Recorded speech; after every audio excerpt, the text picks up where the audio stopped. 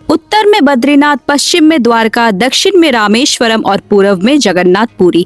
ये है भारत के 4 धाम और आज हमें बुलावा आया है पूर्व दिशा से। पुरी का नाम सुनते ही सबसे पहले याद आता है जगन्नाथ धाम, लेकिन पुरी सिर्फ एक तीर्थ नगरी नहीं है। एक तरफ समुन्दर का खूबसूरत किनारा, दूसरी तरफ सदियों पुराना जगन्नाथ मंदिर और आसपास ओडिशा की कला, संस्कृति और इतिहास से जुड़े इतने सारे जगह कि पुरी को एक्सप्लोर करने के लिए 1-2 दिन भी कम पड़ सकते हैं। और जगन्नाथ मंदिर की बात करें तो इस मंदिर से जुड़ी परंपराएं, कहानियां और कई रहस्य इसे दुनिया की सबसे रहस्यमय मंदिरों में से एक बनाती है। तो इस वीडियो में हम सिर्फ जगन्नाथ धाम ही नहीं बल्कि पुरी के आसपास की सारी जगह एक्सप्लोर करेंगे, ताकि जब आप यहाँ आए आपको इतनी मेहनत करने की जरूरत नहीं, ये वीडियो देख के ही आपकी टूर प्लान बन जाए। जय जगन्नाथ यूट्यूब फैम, पुरी में आप सभी का स्वागत है। तो पुरी में आए हुए हैं हम पूरे 3 दिनों के लिए। ऑब्वियसली हम जगन्नाथ जी का तो दर्शन करेंगे ही, साथ ही साथ यहाँ पे और भी काफी खूबसूरत जगह है, वो भी हम एक्सप्लोर करने वाले हैं। फॉर एग्जाम्पल ये जगह जहाँ पे मैं हूँ, ये स्वर्गद्वार बीच नहीं है, ये गोल्डन बीच है जो एक ब्लू फ्लैग बीच है। और ऐसे यहाँ पे और भी बहुत सारे जगह है जो हम एक्सप्लोर करने वाले हैं। पूरी एक्सप्लोर भी करेंगे और साथ ही साथ जगन्नाथ जी के कुछ अद्भुत और अविश्वसनीय कहानियां भी हम इस वीडियो में सुनेंगे, तो अब बने रहिए। ऑल्सो जब आप पुरी आओगे तो आपको कहाँ रुकना चाहिए, कौन सी बीचेस एक्सप्लोर करनी चाहिए, मंदिर से कितना दूर आपको होटल लेना चाहिए, बजट वगैरह सब कुछ आपको इस वीडियो में मिल जाएगा, डू नॉट वरी। तो ये है अगस्त का महीना, यानी कि श्रावण का महीना, और मैं कोलकाता में ही थी तो मैंने सोचा अगर कोलकाता में हूँ तो क्यों ना पुरी की भी दर्शन कर ली जाए। इंडिया से किसी भी शहर से आप पुरी तक आराम से आ सकते हैं। अगर कोलकाता या कहीं आसपास से आ रहे हैं तो बाई बस भी आप आ सकते हैं। ये जरूर देख लेना कि स्लीपर बसेस ही हो, क्योंकि हमने सीटर बस बुक किया था और वो पुरानी और अनकंफर्टेबल निकली। और क्योंकि 10-12 घंटे की जर्नी है तो आई वुड एडवाइस कि आप स्लीपर बसेस ही बुक करो। और ये बसेस कभी कभी डिले हो जाती है तो आप उस हिसाब से प्रिपेयर होके आना। अगर आप ट्रेन से आना चाहते हो तो इंडिया के किसी भी शहर से आपको डायरेक्ट या कनेक्टिंग ट्रेन मिल जाएगी। Puri railway station is a terminal और यहाँ पे अभी एक नया स्टेशन बनके भी तैयार हो रहा है। और अगर कोलकाता से आ रहे हो तो वंदे भारत, शताब्दी एक्सप्रेस, धौलागिरी एक्सप्रेस और कई सारे ट्रेन के ऑप्शंस आपको मिल जाएंगे। पर वेटिंग लिस्ट लंबी रहती है तो एडवांस में बुक करके रखना। और अगर फ्लाइट से आना चाहते हो तो आपको भुवनेश्वर तक आना पड़ेगा, फिर भुवनेश्वर से पुरी तक आप बस लेके आराम से पहुंच सकते हो। पुरी में अगर आप सोच रहे हैं कि कहाँ स्टे करें तो ये 2 प्राइम एरियाज आप कंसिडर कर सकते हैं, स्वर्गद्वार और मरीन ड्राइव। स्वर्गद्वार बिल्कुल बीच के पास है तो यहाँ से आप बीच तक आसानी से वॉक करके जा सकते हैं। मरीन ड्राइव भी एक पॉपुलर एरिया है, स्पेशली अगर आपको समुंदर के पास रहना है और थोड़ा बहुत पीसफुल स्टे चाहिए। और हमने भी होटल बुक किया है स्वर्गद्वार में, ये है होटल डॉल्फिन और यहाँ से बीच एकदम पास है। पुरी में हम लोग रुके हुए हैं होटल डॉल्फिन में, ये स्वर्गद्वार में ही है जो पुरी का प्राइम एरिया है। और रूम कुछ ऐसा रहा, एक्चुअली फोटो में रूम्स काफी बड़े लग रहे थे तो I was under the impression कि रूम बड़े होंगे, बट नहीं, रूम्स थोड़े छोटे हैं। कोई बात नहीं, एडजस्ट कर लेंगे। ये रहा टीवी, बाथरूम अच्छा है, अच्छा खासा स्पेशियस लगा। ओके, ये रहा शावर, आई थिंक सिंक इधर है। Okay, looks good. And here is the room. वैसे प्राइम एरिया तो यही है, स्वर्गद्वार है, फिर मरीन ड्राइव है। यहाँ से क्या ना, बीच एकदम वॉकिंग डिस्टेंस पे, इसलिए हम लोग जब भी पुरी आते तो इसी एरिया में रुकते हैं। तो फिलहाल सीन कुछ ऐसा ही है, जो बेसिक एमिनिटीज है वो सब है, मिरर वगैरह। चलो देखते हैं स्टे कैसा रहता है। तो वो रहा द फेमस पुरी होटल, बचपन में इसी में रुके थे हम लोग और जो भी आता है इसी में रुकता है। और यहाँ पे और भी बाकी होटल्स है, पार्क बीच रिजॉर्ट है, फिर ये है डीप रिजॉर्ट, ठीक है। यहाँ पे और भी काफी सारे हैं, आगे जाओगे तो सीगल है, पर यही सारे देखो ये बीच के ठीक ऑपोजिट पे है, राइट। तो ये एक्सपेंसिव भी उसी तरह से। पुरी होटल उस जमाने में सस्ता हुआ करता था बट अभी एक्सपेंसिव है। तो ये होटल जहाँ पे हम रुके वो भी प्राइम लोकेशन है, तो वो छोटा सा सिंपल सा रूम भी मुझे मिल गया था 2500 में, क्योंकि वो मैंने एक दिन पहले बुक करा। तो शायद एडवांस में अगर आप देखो अगोड़ा booking.com में तो आपको थोड़ा बहुत डिस्काउंट तो मिल ही जाएगा, बट अगर सी फेसिंग है तो एक्सपेंसिव होगा। इस एरिया में काफी सारे धर्मशाला भी है और ऐसे नॉर्मल रूम्स भी आपको मिल जाएंगे जो 800 रुपए से शुरू हो जाते हैं। और बीच के ठीक पास आपको मिल जाएगा चैतन्य चौक, जहां आपको श्री चैतन्य महाप्रभु जी की एक स्टैचू देखने को मिलेगी। इनका जन्म नाम था विश्वम्भरा मिश्रा और इनके पिताजी का नाम था जगन्नाथ मिश्रा। वैसे अपने पूर्वजों की जगहों में आने का एहसास ही कुछ अलग होता है ना। और अब बीच की तरफ जाने से पहले हम रुक गए काकातुआ में, जो पुरी में एक फेमस रेस्टोरेंट चेन है। यहाँ खाने के साथ आपको कुछ कॉकटू बर्ड्स भी देखने को मिलेंगे और मुझे लग रहा था कि ये जनाब मुझे जज कर रहे हैं। और हाँ, ये बोल भी सकते हैं, कभी कभार गाली भी दे दे तो इनको माफ कर देना।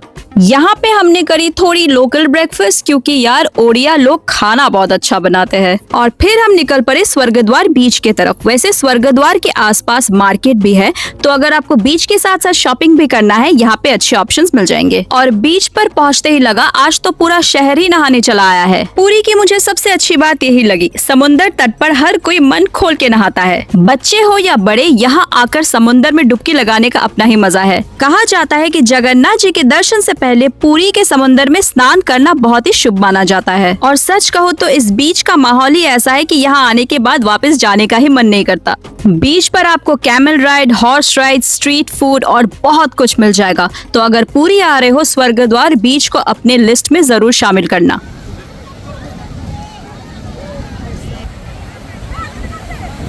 इसीलिए आसपास होटल बुक करने से यही सुविधा होती है कि आप जब चाहे बीच पे आके नहा सकते हैं। आज संडे है और हम अभी है गोल्डन बीच में। आपको देख के पता लग ही चुका होगा कि इसका नाम गोल्डन बीच क्यों रखा गया है।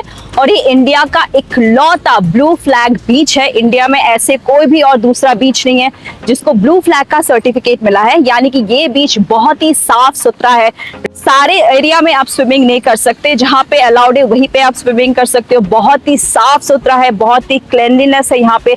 सीनियर सिटीजन्स के लिए स्पेशल बेनिफिट्स भी है, चेयर्स वगैरह रखा गया, वो सब हम देखेंगे अभी। जैसे देखिए, ये जो रेस्ट्रिक्टेड जोन है, ये रेस्ट्रिक्टेड जोन है, तो आप यहाँ पे स्विमिंग नहीं कर सकते, पर आप इसके उस पार स्विमिंग कर सकते हो। ये देखिए, लोग वहाँ पे स्विमिंग कर रहे हैं। अभी फाइनली हम लोग पहुंच चुके हैं जगन्नाथ धाम में। सब बोलो जय जगन्नाथ। और दर्शन कैसा रहता है वो मैं आपको दर्शन करने के बाद ही बताऊंगी। पर फिलहाल हम लोग यहाँ पे खड़े हुए हैं ध्वज परिवर्तन के लिए। वो जो ऊपर आप फ्लैग देख रहे हो, वो हर शाम को सनसेट से पहले चेंज होता है, तो उसकी भी एक बहुत बड़ी हिस्ट्री है। और ये जो चेंज करते वो होते हैं चुनरा सेवायत। और ऐसा भी कहा जाता है कि किसी एक दिन भी ये जो ध्वज परिवर्तन होता है वो मिस हो गया तो 18 साल के लिए मंदिर बंद हो सकता है। तो ये जो चुनरा सेवायत होते हैं, ये हर शाम को सनसेट से पहले ऊपर जाके ध्वज चेंज करते हैं, यानी ध्वज परिवर्तन करते हैं। और वो बिना किसी हार्नेस के, बिना किसी रस्सी के, ऐसे ही 214 फुट के ऊपर मंदिर के ऊपर चढ़ के वो खुद ये करता है। तो यही हम अभी देखने आए हैं। और ऑब्वियसली मैं देखूंगी तो आपको भी दिखाई दूंगी। और जगन्नाथ जी का दर्शन कैसा रहता है सब कुछ मैं आपको बाहर आके बताती हूँ। 214 फुट मंदिर के ऊपर चढ़ना बिना जूते चप्पल या बिना किसी हार्नेस या रोप के सपोर्ट के। और अगर ये सेवा एक दिन भी मिस हुई तो मान्यता है कि 18 साल के लिए मंदिर बंद हो सकता है। इसीलिए चाहे आंधी आए या तूफान, पूरी जगन्नाथ धाम में ये रिचुअल रोज होती है। चुनरा सेवायत अपनी पीठ पर ध्वज लेके मंदिर के शिखर तक चढ़ते हैं। इन सेवायत परिवारों में बचपन से ही इसकी ट्रेनिंग शुरू हो जाती है। सोचो, 214 फुट की हाइट पर एक भी सेफ्टी गियर नहीं, सिर्फ एक्सपीरियंस, बैलेंस और सालों की प्रैक्टिस। ये है जगन्नाथ धाम की चुनरा सेवा, जिसे ध्वज परिवर्तन भी कहा जाता है। और सिलेक्शन से पहले इनकी काफी सारी परीक्षाएं भी होती है। तो जगन्नाथ जी की कहानियां जितने भी हम सुनाए वो कम ही पड़ता है। आप सबको रथ यात्रा के बारे में तो जरूर पता होगा, जब वो 7 या 9 दिन के लिए अपनी मौसी के घर जाती है, यानी कि माता गुंडीचा। पर यहाँ पे यानी कि जगन्नाथ धाम में और भी काफी सारी अविश्वसनीय चीजें होती है। उनमें से एक है नवकलेवर।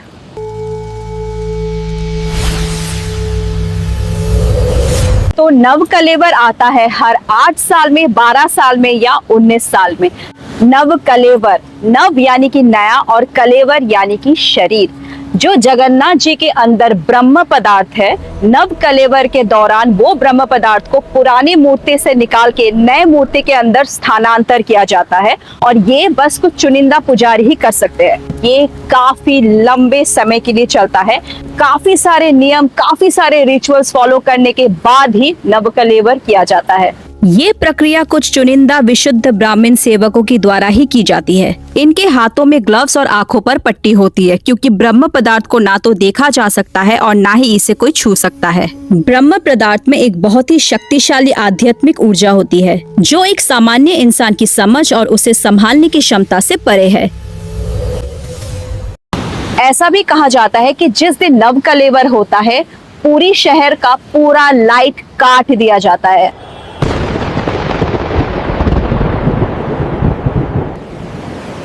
और पुरानी दारू मूर्तियों को मंदिर परिसर के अंदर ही कोयली वैकुंठ में समाधि दी जाती है और ब्राह्मण इसका शोक भी मनाते हैं। तो आखिर ये ब्रह्म पदार्थ क्या है, ये जानने के लिए आपको और हमें चलना पड़ेगा 5000 साल पहले, यानी कि महाभारत के ठीक बाद। महाभारत के बाद जब कुरुवंश खत्म हो गया था, तब गांधारी ने भगवान कृष्ण को श्राप दिया था कि जैसे ही कुरुवंश खत्म हुआ है, वैसे ही उनका यदुवंश भी खत्म हो जाएगा, और वैसे ही हुआ। परंपरा के अनुसार जारा नाम के एक शिकारी ने दूर से श्री कृष्ण के पैर को हिरन या पक्षी समझ के बाण चला लिया। बाण चलाने के बाद जब उसे अपनी गलती का एहसास हुआ, तब वो बहुत दुखी हुआ और श्री कृष्ण से क्षमा मांगने लगा। श्री कृष्ण ने उसे क्षमा करते हुए ये कहा कि जो लिखा है उसे कोई नहीं टाल सकता, इसीलिए अपने मन में इसका बोझ मत रखो। तुमने जो किया वो अनजाने में किया है। और इसी के साथ अपनी देह त्याग दी। माना जाता है कि जारा पिछले जन्म में वाली थे और श्री कृष्ण थे प्रभु श्री राम, जिन्होंने वाली को मारा था। श्री कृष्ण का अंतिम संस्कार अर्जुन ने किया, लेकिन माना जाता है कि उनके देह का एक दिव्य अवशेष अग्नि में भी नहीं जला था। ये अवशेष तेज से प्रकाशित हो रहा था। अर्जुन ने उसे लिया और पवित्र जल में प्रवाहित कर दिया। यही दिव्य अवशेष आगे चलकर ब्रह्म पदार्थ के रूप में जगन्नाथ परंपरा का सबसे रहस्यमय हिस्सा बना। कथा के अनुसार ये ब्रह्म पदार्थ विश्ववासु, एक सबरा जनजाति के प्रमुख को मिला। विश्ववासु ने इसे नील माधव के रूप में एक गुप्त स्थल पर पूजा करने लगे। उन दिनों यहाँ के राजा थे महाराजा इंद्रद्युम्न, और उनकी धर्मपत्नी यानी कि महारानी थी गुंडीचा। और महाराजा इंद्रद्युम्न विष्णु भगवान के बहुत ही बड़े भक्त थे, और उनको एक ना एक बार कैसे भी करके उनकी दर्शन चाहिए थी। जब नील माधव का खबर राजा इंद्रद्युम्न तक पहुंची, तो उनकी मन में भी नील माधव को दर्शन करने की इच्छा जगी। उन्होंने खोज शुरू कर दी, पर बहुत खोज के बाद जब वो स्थान पे पहुंचे, तब नील माधव वहाँ से गायब हो चुके थे। राजा बहुत दुखी हुए और वो वापस लौट आए, पर कथा यहाँ पे खत्म नहीं होती। उस रात विष्णु भगवान उनके सपने में आए और कहा कि वो उन्हें अवश्य मिलेंगे, पर इस रूप में नहीं। राजा को समुद्र तट पर जाना पड़ेगा, जहाँ उसे एक पवित्र डारू मिलेगा, जिसमें शंख, गदा, चक्र जैसे चिन्ह होंगे। इसी पवित्र डारू से आगे चलकर इन्हें 3 प्रतिमाओं का निर्माण करना है। राजा इंद्रद्युम्न ने डारू को अपने महल तक पहुंचाने के लिए पूरी जान लगा दी और फिर विश्वकर्मा जी से प्रार्थना की। कथा के अनुसार विश्वकर्मा जी एक वृद्ध शिल्पकार के रूप में प्रकट हुए और कहा कि वो 21 दिन में प्रतिमाओं का निर्माण करेंगे, लेकिन तब तक दरवाजे बंद रहने चाहिए, और अगर उससे पहले दरवाजे खुले तो प्रतिमाएं अधूरी रह जाएंगी और वो भी वहाँ से चले जाएंगे। राजा इंद्रद्युम्न ने शर्त मान ली। कई दिन बीत गए। राजा इंद्रद्युम्न इंतजार करते रहे और अचानक 14 दिनों के बाद कमरे से मूर्तियां बनने की आवाजें आनी बंद हो गई। राजा और रानी को चिंता होने लगी कि आखिर विश्वकर्मा जी को कुछ हो तो नहीं गया। आखिरकार धैर्य टूट गया और दरवाजा खोल दिया गया, और दरवाजा खुलते ही सामने थी 3 बेहद खूबसूरत लेकिन अधूरी प्रतिमाएं।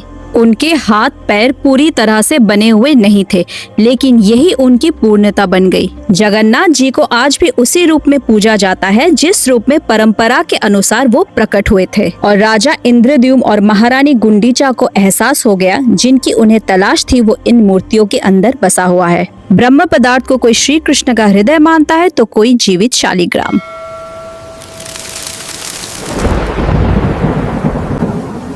शायद इसी रहस्य, इसी आस्था और इसी अनोखी परंपरा की वजह से जगन्नाथ जी को देखने के लिए दुनिया भर से भक्त आते हैं। चाहे आंधी आए या तूफान, भक्तों की भीड़ जगन्नाथ धाम में कभी कम नहीं होती। और अगर आपको भी लंबी लाइन स्किप करके दर्शन करना है और जगन्नाथ जी की पूजा करनी है, तो ये रहा पुजारी जी का नंबर। आप जब भी यहाँ आए चाहे तो इनको कांटेक्ट कर सकते हैं।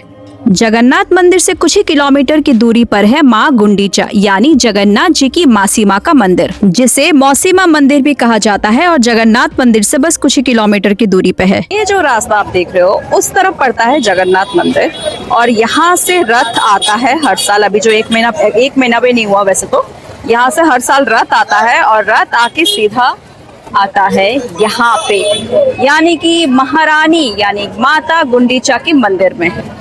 तो ये मेरे पीछे रहा माता गुंडीचा का मंदिर और ये साल में सिर्फ एक ही बार खुलता है जब जगन्नाथ जी रथ यात्रा करके यहाँ पे आते हैं यानी कि अपनी मासी के घर, नहीं तो थ्रू आउट द ईयर ये बंद रहता है। हम तो हमेशा जगन्नाथ जी की यात्रा करते ही है, जगन्नाथ जी को दर्शन करते ही है, तो इस बार सोचा कि नहीं, इस बार अगर आए हैं तो गुंडीचा माता का भी दर्शन कर लिया जाए। वैसे मंदिर के अंदर आप जा नहीं सकते पर आप यहाँ से माथा टेक के आशीर्वाद जरूर ले सकते हैं। दरअसल महाराजा इंद्रद्युम्न और महारानी गुंडीचा के कोई अपने संतान नहीं थे और इसीलिए महारानी गुंडीचा को हमेशा से इस बात की बहुत दुख थी, पर वो हमेशा जगन्नाथ जी, बलराम जी और सुभद्रा जी को बहुत ही लाड प्यार से पूजते थे। तो इसीलिए जगन्नाथ जी उनके सपने में एक बार आए और उन्होंने ये कहा कि आप हमारी माँ समान मासी है और हर साल हम आपके घर आया करेंगे। तो इसीलिए रथ यात्रा होता है, इसीलिए हर साल जगन्नाथ जी अपने माँ समान मासी के घर यानी कि माता गुंडीचा के घर 7 या तो 9 दिन के लिए जाते हैं। शाम को यही बीच पर आके यहाँ की मिठाइयाँ ट्राई करना, समुंदर के किनारे थोड़ी देर बैठना और फिर सनसेट के बाद बीच मार्केट में हैंडीक्राफ्ट्स और स्ट्रीट फूड एक्सप्लोर करना। और रात का नजारा भी यहाँ पे बहुत खूबसूरत रहता है। और मैं तो हमेशा से कहती आई हूँ कि लोकल इकोनॉमी को आपको जरूर सपोर्ट करना चाहिए। तो घर के लिए यहाँ से सुवेनियर जरूर खरीद के लेके जाना। अभी तो बारिश का मौसम है इसलिए पुरी में थोड़ी बहुत ठंड है, नहीं तो भाई यहाँ पे बहुत गर्मी होती है। और डिनर के लिए भी स्वर्गद्वार में आपको काफी सारे रेस्टोरेंट्स मिल जाएंगे। हम गए तेरो पार्बन और अगर आपको बंगाली खाना पसंद है, यहाँ की बंगाली थाली आप जरूर ट्राई करना। और हाँ, यहाँ मिठाइयाँ भी काफी बढ़िया होती है, तो डेजर्ट के लिए जगह जरूर बचा के रखना। और आज है हमारा डे 2 और हम निकल रहे हैं कोणार्क की तरफ। पुरी आने वाले लोग यूजुअली अपने ट्रिप में एक दिन कोणार्क के लिए जरूर बचा के रखते हैं और आज का ब्रेकफास्ट भी हमने कोणार्क पहुँच के ही किया। और मैं कहती हूँ ना, ओडिया लोग खाना बहुत अच्छा बनाते हैं। उड़ीसा का एक और पार्ट है, अगर आपको पता होगा, वो है कोणार्क, जो पुरी से बस 35 किलोमीटर की दूरी पे है। और कोणार्क में मैं बताती हूँ क्या सबसे पॉपुलर चीज़ है यहाँ पे, दैट इज दिस, यानी कि काजू। और काजू की खेती यहाँ पे बहुत बढ़िया होती है। तो ये अलग अलग प्राइसेस के होते हैं, जैसे 550 से शुरू होते हैं क्वालिटी के हिसाब से, 550, 650, फिर 750 के आसपास। और आपको टेस्ट कराते हैं ये, अगर आपको अच्छा लगता है टेस्ट करने के बाद आप खरीद सकते हो। 200 ग्राम, 500 ग्राम, जैसे भी आपकी मर्जी खरीद सकते हो। पर ये एकदम यहीं पे खेती होती है कोणार्क में, तो आपको अच्छी क्वालिटी मिल जाएगी। ऐसे नहीं कि कोई केमिकल वगैरह मिक्स करते हैं। तो जैसे हमारे कोलकाता वगैरह में ऐसे मुरमुरे नहीं बेचते किलो किलो में, यहाँ पे हर जगह आपको काजू दिखेगी, हर जगह पे ऐसे काजू बिक रहे ढेर सारे। कोणार्क की स्पेशलिटी है। और ये सन टेम्पल से पहले आता है ये मार्केट। तो पहुंच गए हम कोणार्क के सन टेम्पल में और कोणार्क पुरी से करीब 35 किलोमीटर की दूरी पे है। अगर आप यंग लोग हो, सब ग्रुप में आ रहे हो तो ऑटो लेके भी आ सकते हो, पर अगर सीनियर सिटीजन वगैरह साथ में है तो गाड़ी बुक करके आना बेटर रहेगा क्योंकि रास्ता काफ़ी दूर है, राइट। नहीं तो आप ऑटो भी 1500 चार्ज कर रही थी, बट अगर आप बार्गेन करो तो वो 800 तक आ जाती है। और अगर आप गाड़ी वाड़ी लेते हो तो भाई 1500 से 2000 एक्सपेक्ट करना, क्योंकि आना है जाना है वापस, और बीच में और भी कुछ मंदिरें हैं, वो भी आप साथ में दर्शन कर सकते हो। तो 13वीं शताब्दी में महाराजा नरसिम्हा वन ने बनाया था ये सन टेम्पल जो है कोणार्क में। ये सन टेम्पल आप जो देख रहे हो ये है सूर्य देव का रथ। तो इस रथ पे 24 चरखा है, यानी कि व्हील्स, ओके, 24 है इन अ पेयर ऑफ 12, और इसे 7 घोड़े ऐसे पुल कर रहे हॉर्स को। उस तरह से इसे बनाया गया था आर्किटेक्चर को, बट कहा जाता है कि वो 7 घोड़े तो नहीं रहे, अभी सिर्फ 6 घोड़े रह गए। हालांकि अगर मैंने सामने से देखा तो वो 6 घोड़े भी वैसे नजर नहीं आ रहे थे क्योंकि वो अभी तो टूट चुके हैं ऑब्वियसली। और इनिशियली इसमें ऐसे कहा जाता है, अभी मुझे पता नहीं, अगर आप पुरी से हो या उड़ीसा से हो आपको पता हो तो आप बता सकते हो ये इन्फॉर्मेशन करेक्ट है या नहीं। ऐसे मैंने सुना है कि हजारों साल पहले यहाँ पे सूर्य देव की मूर्ति हुआ करती थी। मूर्ति में एक हीरा रखा जाता था, एक हीरा हुआ करता था मूर्ति के अंदर, और जब भी सनलाइट आती थी उससे पास नहीं होती थी, ऑफकोर्स वो रिफ्लेक्ट होती थी। और कई बार इस मंदिर पे भी अटैक्स हुए, इसीलिए उस मूर्ति को यहाँ से हटवा दिया गया। हालांकि 800 से 1000 साल पुरानी बात है। अभी मुझे पता नहीं इसमें कितनी सच्चाई है। अगर आप ओडिशा से देख रहे हो या पुरी से हो या कोणार्क से हो तो आप ये बता सकते हो कि ये सच है या नहीं। अगर आप हिस्ट्री एंथुसियास्ट और आपको डिटेल में जानना है कोणार्क सन टेम्पल के बारे में, तो I would advise you please come here and higher a guide. 500 से 550 के बीच में गाइड लेता, आप चाहो तो बार्गेन भी कर सकते हो, and they will explain you in detail इस सन टेम्पल में क्या है। बहुत ही बारीकियां है इस आर्किटेक्चर में। अगर आप सामने से देखोगे, अगर आपको और भी जानना है तो आई वुड रेकमेंड कि आप यहाँ पे आए और गाइड जरूर हायर करें। तो इनिशियली 7 हॉर्सेस हुआ करते थे, राइट? अभी सिर्फ 6 बचे ऐसे बोलते हैं, बट यहाँ पे अगर मैं देखूँ तो फिर ऐसे नहीं कि 6 बचे हुए, 7 ओरिजिनली हुआ करते थे। तो इसको बनाया गया था वैसे, इट लुक्स लाइक, क्योंकि एक चैरियट है, ये रथ है, एक्चुअली सूर्य देव का रथ है ये पूरा का पूरा टेम्पल। और यहाँ पे 12 पैर में ये बड़े बड़े व्हील्स है, ठीक है, जिसको हम चक्का बोलते हैं। ये बड़े बड़े चक्र है, व्हील्स है, और ये जो 7 घोड़े हैं वो इस रथ को पुल कर रहे हैं। So this was the entire structure. इस तरफ 3, उस तरफ 3, और शायद पास सामने एक होगा 7। सन टेम्पल से बाहर निकलते आपको मिलेगा नवग्रह मंदिर। तो ये एग्जिट से ठीक पहले है, तो आप नवग्रह मंदिर में भी माथा टेक के जरूर जाइए, अंदर जाइए और आशीर्वाद दीजिए। कोणार्क में सिर्फ सन टेम्पल ही नहीं बल्कि आसपास और भी काफी जगह है एक्सप्लोर करने के लिए। और अब हम पहुंच गए हैं पंचमुखी हनुमान मंदिर, जो कोणार्क सन टेम्पल से पहले ही पड़ता है। अगर इतनी दूर आए हैं तो हनुमान जी के दर्शन किए बिना तो जाएंगे नहीं। और कोणार्क में सैंड आर्ट म्यूजियम भी है, जिसकी टिकट सिर्फ 40 रुपए की है। तो अब हम आ गए हैं ओडिशा का पहला सैंड म्यूजियम में, और ये भाई बहुत ही खूबसूरत है, बहुत ही अलग अलग यहाँ पे कलेक्शन है सैंड आर्ट के। अब भाई देख के मजा आ जाएगा आपको। श्री राम के सामने ये है नेपच्यून किंग ऑफ द सी, वहाँ पे लिखा है। ये लेफ्ट में है श्री राम, और सामने क्या दिख रहा है, यहाँ पे गणेश जी भी बने हुए हैं, और राइट साइड में है दक्षिणेश्वर कोलकाता का। यहाँ पे एवेंजर्स भी बना के रखा है, Spiderman, captain America, Hulk. You can also see king Kong over here. यहाँ सैंड आर्ट से बनी हुई आपको अलग अलग स्कल्पचर्स और आर्टवर्क देखने को मिल जाएगा। वैसे पहले के कंपैरिजन में अभी यहाँ पे काफी सारे कलेक्शन हैं। अगर आप बच्चों और फैमिली के साथ आ रहे हो तो इसे बिल्कुल भी मिस मत कीजिए। और एक्सप्लोर करते करते पता चला कि यहाँ पे और भी कलेक्शन बनने वाले हैं, तो इतनी मेहनत के लिए 40 रुपए का टिकट तो बनता ही है। आखिरकार ये ओडिशा का सबसे पहला सैंड आर्ट म्यूजियम है। अब घूमना फिरना हो गया, तो चलो टूर प्लान डिस्कस कर लेते हैं। तो हमारा दर्शन हो गया, पुरी का टूर हो गया, और ये टूर हमने किया है 2 नाइट्स और 3 डेज के लिए। तो इसमें कितना खर्चा है, क्या है, सब कुछ मैं आपको समझा देती हूँ। यहाँ पे अगर आप बजट में आ रहे हो और आपको एक ही दिन रुकना है, दर्शन करके चले जाना है, तो यहाँ पे काफी सारे रूम्स है, लॉजेस है जहाँ पे आप रुक सकते हो। वो 800 रुपए से शुरू हो जाते हैं। अगर स्पेशली आप इस वाले एरिया जो प्राइम एरिया में है, जहाँ पे हम लोग रुके स्वर्ग द्वार, वहाँ पे रुकते हो तो, क्योंकि यहाँ से जगन्नाथ धाम ज्यादा दूर है नहीं और बीच भी एकदम पास है, तो हो सकता है इस वाले एरिया में और मरीन ड्राइव एरिया में रूम्स भी थोड़े एक्सपेंसिव हो। 800 से 1200 में आप पकड़ के चलो। अगर आप बार्गेन करके देख सकते हो, वो लोग थोड़ा कम करते तो कितना कम कर सकते हैं। और अगर आप लाइक अच्छे होटल्स में रहना चाहते हो, फैमिली के साथ आ रहे हो, आपका बजट अच्छा है, बच्चे हैं और सीनियर सिटीजन है, तो आप ऐसे होटल्स में रुक सकते हो। ये तो डॉल्फिन होटल है, और नंबर में नीचे डाल दूंगी अगर आपको आना है। और इस होटल, क्योंकि ये बीच के पास है तो ये प्राइसी है। ये मैंने अगोडा से बुक किया था तो 2500 पड़ा, ठीक है। यहाँ पे आके बुक करोगे और ज्यादा पड़ेगा, तो ऑनलाइन आप ऑप्शन चेक कर लेना। 2500 से शुरू हो जाता है, ठीक है। ये भी स्वर्ग द्वार में ही है। और जितने भी बीच फेसिंग है होटल, सीगल होटल है, और भी बहुत सारे होटल्स है, दीप रिजॉर्ट है, और फिर और भी कुछ है वहाँ पे, द पूरी होटल। तो वो तो पूरी होटल तो आप जाके सीधा बुक कर सकते हो। और बाकी जो होटल्स है आसपास बीच फ्रंट में, वो सब 3000 से शुरू होते हैं और ऊपर जाते हैं, कुछ भी नीचे आपको नहीं मिलेगा। और अगर आप you are okay to stay a little far away, तो आपको 800 में रूम्स मिल जाएंगे, नॉट अ प्रॉब्लम। अभी खाने की बात करते हैं। यहाँ पे एक तो ओडिया लोग बहुत अच्छा खाना बनाते हैं, ओके। तो यहाँ पे स्पेशलिटी थाली जो होता है, यहाँ पे सब टाइप का थाली मिलता है, बंगाली थाली, ओडिया थाली, तो यहाँ पे अगर आ रहे हो तो थाली आप जरूर ट्राई करो, और स्वीट्स यहाँ पे बहुत अच्छे मिलते हैं। बट अगर आप कहीं पे भी खाओ यहाँ पे खाना पीना, तो 2 लोगों का 500 रुपये में हो जाएगा एक दिन का, मैं बता रही हूँ। और आना जाना, अगर आप कोलकाता से आ रहे हो तो बस से आप आ सकते हो, स्लीपर बस से आना।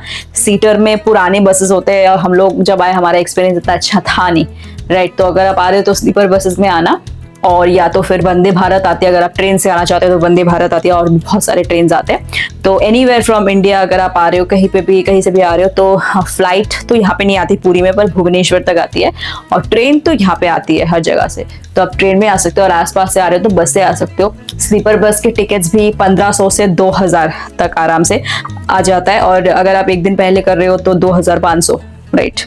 तो कुल मिला के खर्चा तो है। और अगर आप कोणार्क जाना चाहते हो, पुरी में हो, एक दिन आपने प्लान करा, कोणार्क में सन टेम्पल देखना चाहते हो, और भी वहाँ पे बीचेस भी है, फिर सैंड म्यूजियम है, पंचमुखी हनुमान जी का मंदिर है, फिर रामचंडी का भी मंदिर है, और भी सारे जगह है, वो सब आप एक्सप्लोर करना चाहते हो तो ऑटो से भी आप जा सकते हो, ठीक है। सो ऑटो लाइक 1500 मांग रहा था, 1500, बट वो बार्गेन करके 800 तक आ जाता है। बट आई वुड रेकमेंड कि आप गाड़ी लेके ही जाओ, गाड़ी थोड़ा प्राइसी पड़ता है, 2000 में आ जाता है। अगर आपका जो जिस भी होटल में आप रुके हो उनसे ही बात कर लेना, वो आपको गाड़ी दिलवा देंगे। तो 1500 से 2000 गाड़ी का पकड़ के चलो अप एंड डाउन, और वो ये सब जगह आपका करवा देंगे, राइट। अगर आप कोणार्क वगैरह जाना चाहते हो, और अगर आप नहीं जाना चाहते तो फिर तो ये जगन्नाथ धाम दर्शन कर सकते हो, फिर जो अपना गोल्डन बीच है, ब्लू फ्लैग बीच, उस पे जा सकते हो, और बाकी सब कुछ तो जैसा है। तो लोग तो 5000 में भी रह के आराम से चले जा रहे, कुछ लोग तो 2000 में आ रहे हैं, 2000 में आ रहे और चले जा रहे। बस ये है कि ट्रेन का और बस का खर्चा तो है। अगर आप थोड़ा कन्वीनियंटली अच्छे से कंफर्टेबली रहना चाहते हो, विच आई वुड रेकमेंड कि कंफर्टेबली रहो, फैमिली के साथ आ रहे हो तो थोड़ा खर्चा कर लेना। जिस भी रील पे आप देख लो 2000 में हो जाएगा, 5000 में हो जाएगा, पूरा का पूरा ट्रिप नहीं। अगर अच्छे से रहना चाहते हो थोड़ा, तो एटलीस्ट 10,000 तो मिनिमम पकड़ के चलो, 2000 एक्स्ट्रा रख लेना तो 12,000। This is I am telling you, अगर आपको कोणार्क वगैरह सब कुछ जाना है इंक्लूडिंग एवरीथिंग, क्योंकि रूम भी आप शेयर कर रहे हो 2 लोग, सॉरी, तो 2 लोगों का आराम से 10-12 हजार में हो जाना चाहिए। बस दैट्स ऑल।